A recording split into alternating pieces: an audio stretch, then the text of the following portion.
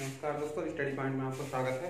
आज हम भूगोल के चैप्टर पहला जो है वो ब्रह्मांड है। ब्रह्मांड के बारे में हम पढ़ेंगे। इससे पहले पिछली वीडियो में हमने प्रस्तावना के बारे में पढ़ा था। अगर अभी आपने चैनल को सब्सक्राइब नहीं किया हो तो सब्सक्राइब कर दें, बेल आइकन का बटन दबा दें, लाइक शेयर भी करें और कोई अगर कमी या अच्छा लगे तो उसके बारे में कमेंट्स करें। इससे पहले के जो वीडियो हम पढ़े हुए हैं उसको ध्यान से देख लें एक दो बार। तो चलिए हम टॉपिक पर चलते हैं।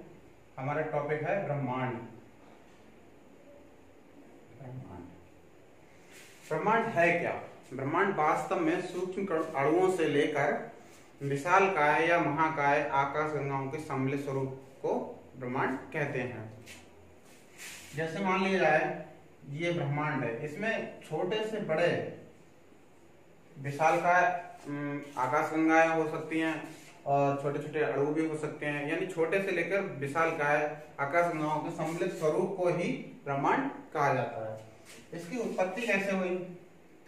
इसकी उत्पत्ति के बारे में अनेक सिद्धांत दिए, लेकिन उनमें सर्वमान्य सिद्धांत जो था वो महाविस्फोट का सिद्धांत, जिसे बिग बैंग थ्योरी भी बोलते हैं। इसका प्रतिपादन बेल्जियम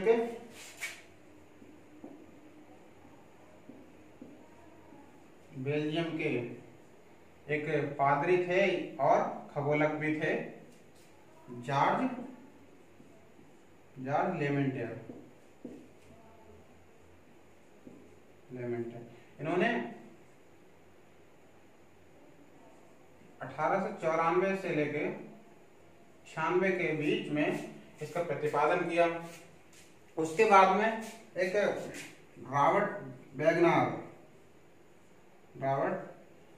कहीं कहीं ये वेगनर भी लिखा मिलेगा, वेगनर ने 1967 में जो इन्होंने जॉर्ज लेमेंटियर ने इसका प्रतिपादन किया महाविस्फोट सिद्धांत का, उसी सिद्धांत को आगे चल के 1967 में इन्होंने इस सिद्धांत की व्याख्या की और इसको स्पष्ट रूप से लागू कर दिया।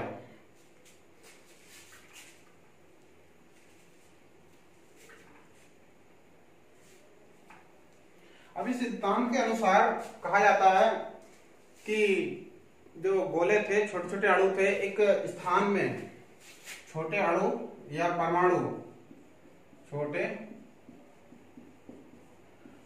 के रूप में एक ही स्थान पे थे और जिनका जो तापमान था वो क्या था? तापमान और घनत्व अनंत था और आयतन अति सूक्ष्म था। इसमें अत्यधिक संकीर्णन के कारण इसमें एक विस्फोट हुआ। जो छोटा सा परमाणु था, पदार्थ था, उसमें एक विस्फोट हुआ। इस बिंदु में विस्फोट हुआ और ये छोटे छोटे टुकड़ों में ये बढ़ गया। इसमें काले रंग के भी पदार्थ उत्पन्न हुए और इन पदार्थों के सम्मिश्रण से, यानी कि इन पदार्थों के समूह से जो है ब्रह्मांड के पिंडों का उत्पत्ति हुई। वैज्ञानिकों का अनुमान है कि इसकी जो महाविस्फोट है वो कब हुआ? अरब वर्ष पूर्व, यानी 13.7 अरब वर्ष पूर्व हुआ। और ये भी बताते हैं कि इससे 10.5 अरब वर्ष पूर्व, यानी आज से 4.5 अरब वर्ष पूर्व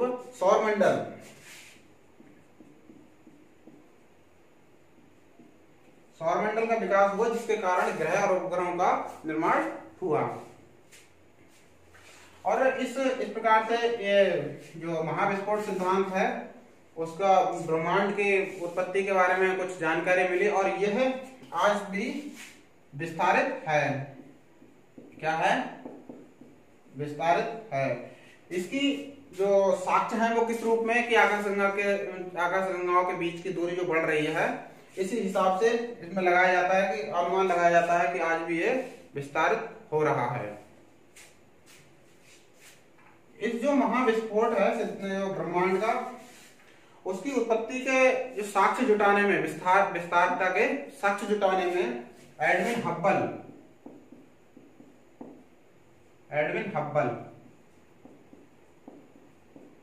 इनका जो योगदान है वो उल्लेखनीय है। इनके बारे में और भी कई सिद्धांत, एक तो यह विस्तार हो गया कि आकाशगंगाओं के बीच दूरी बढ़ रही है, ये हमारा एक साक्ष्य है ब्रह्मांड की उत्पत्ति के बारे में। और इसके अन्य साक्ष्य भी थे, जैसे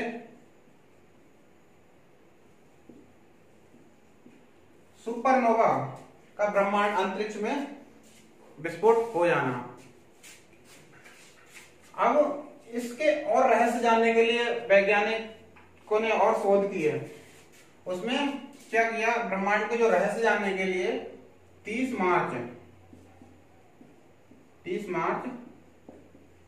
सन 2010 को, यह वह तारीख है जिसमें सर्न जो थी, सर्न, इसको यूरोपियन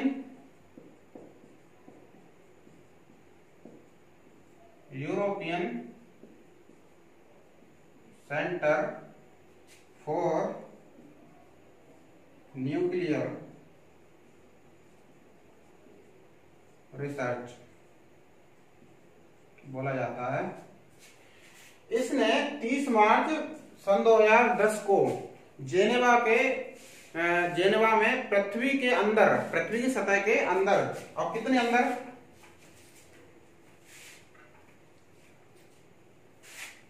50 मीटर से 175 मीटर अंदर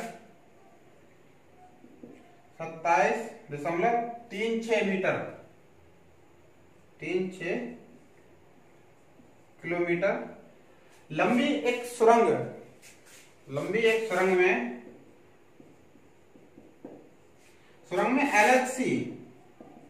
LHC यानी लार्ज, इसका पूरा नाम है लार्ज हैड्रन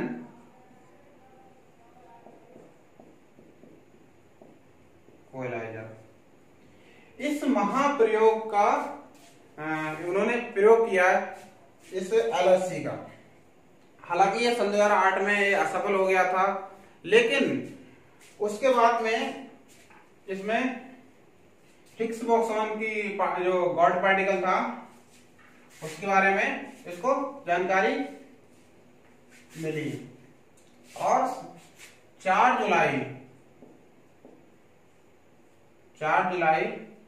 सन 2012 में जो सर्न थी, उसको इस जो हिग्स बोसॉन था, इसको गॉड पार्टिकल नाम से भी जाना जाता था, इसके एक अपरूप, मतलब इसके मिलते जुलते रूप में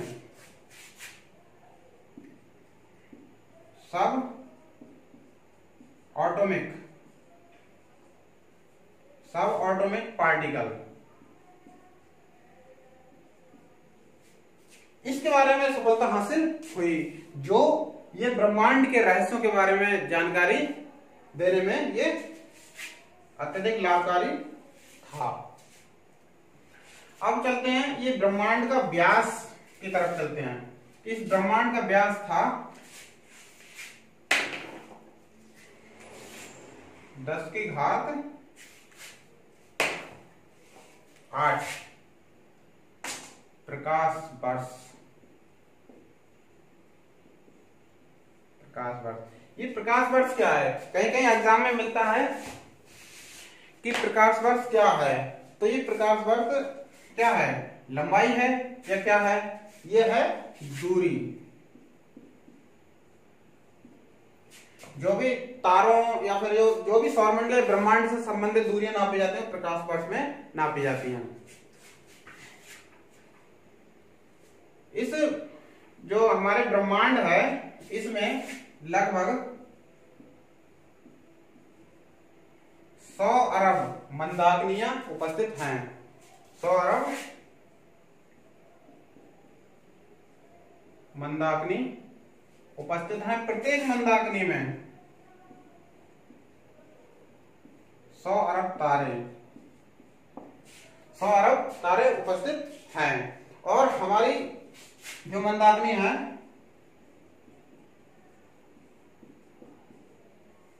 उसका नाम है मिल्की वे। मिल्की वे, या इसको बोल सकते हैं दुग्ध मेखला।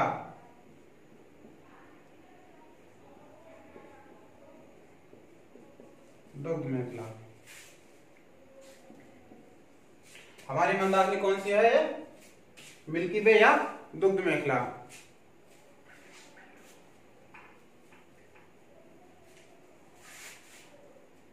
कह सकते हैं हम ये हमारा ब्रह्मांड है। ब्रह्मांड में अनेक मंदाग्नियां हैं और मंदाग्नियां हमारी जो दुग्ध मेखला मंदाग्नि है वो है, और उसमें है एक सूर्य। इस सूर्य के चारों ओर हमारी पृथ्वी भी शामिल है, वो चक्कर लगाती है जिसपे हम निवास करते हैं।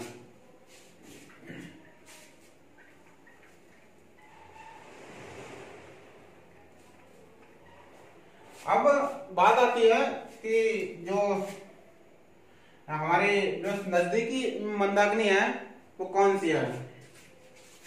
वो है देवयानी। सबसे नजदीकी मंदाग्नि कौन सी है? देवयानी। और नवीनतम मंदाग्नि ड्वार्फ, ड्वार्फ मंदाग्नि। अब आते हैं तारों के बारे में। तारों के बारे में,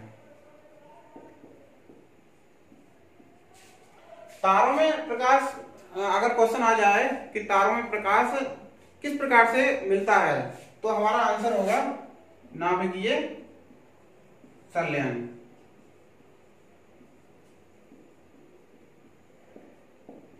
जिस प्रकार से सूर्य को नाभिकीय संलयन द्वारा मिलता है, उसी प्रकार से तारों को भी नाभिकीय संलयन द्वारा प्रकाश मिलता है। ये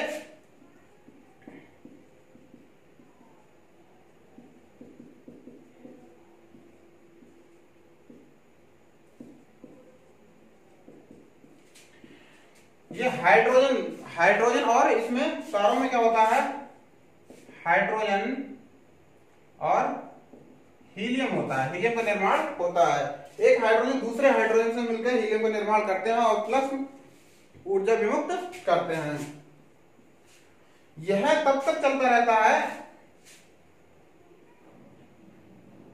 कि सभी अणु हीलियम न हो जाए, और सभी अणु अगर हीलियम बन जाते हैं तो ऊर्जा का क्या हो जाता है?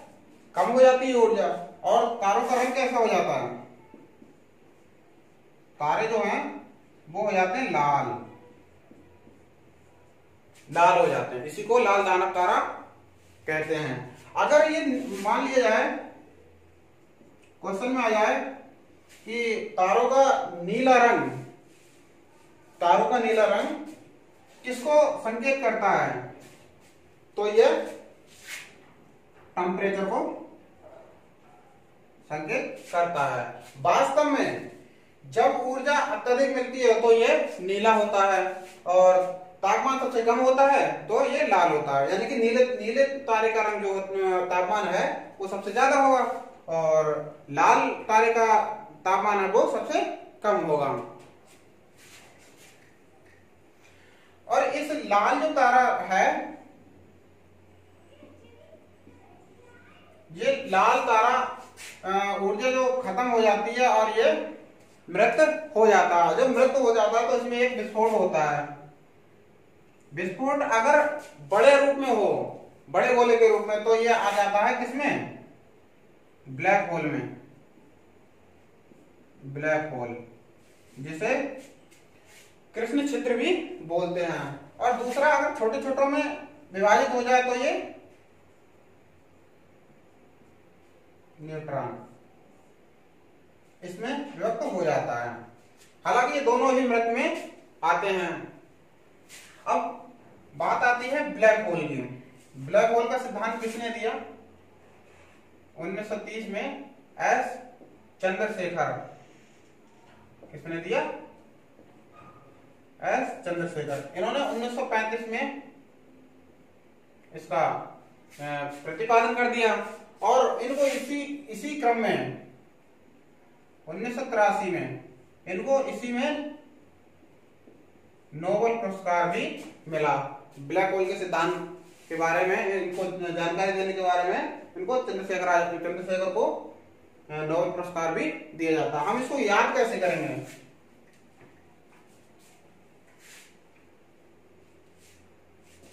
1930 हमने लिखा। हमको एक चीज और पता है कि रमन, जो सर सीवी रमन थे, उनको नोबेल पुरस्कार मिला था इसी साल में भौतिकी का। तो हम इस प्रकार से हम इसको भी याद कर सकते हैं कि जिस साल सर सीवी रमन को नोबेल पुरस्कार मिला था भौतिकी के क्षेत्र में, उसी साल एस चंद्रशेखर ने इसका सिद्धांत दिया था। और इस 1983 को कैसे पढ़ेंगे? 1983 में एक वर्ल्ड कप हुआ था, तो जिसमें इंडिया जीती थी। तो उस वर्ल्ड कप के आधार पर हम 1983 में याद कर सकते हैं।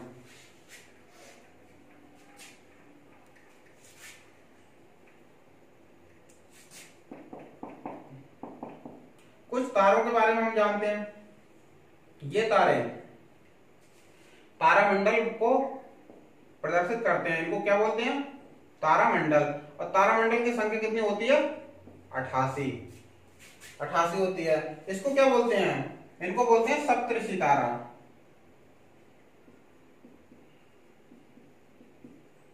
सप्तऋषि तारा।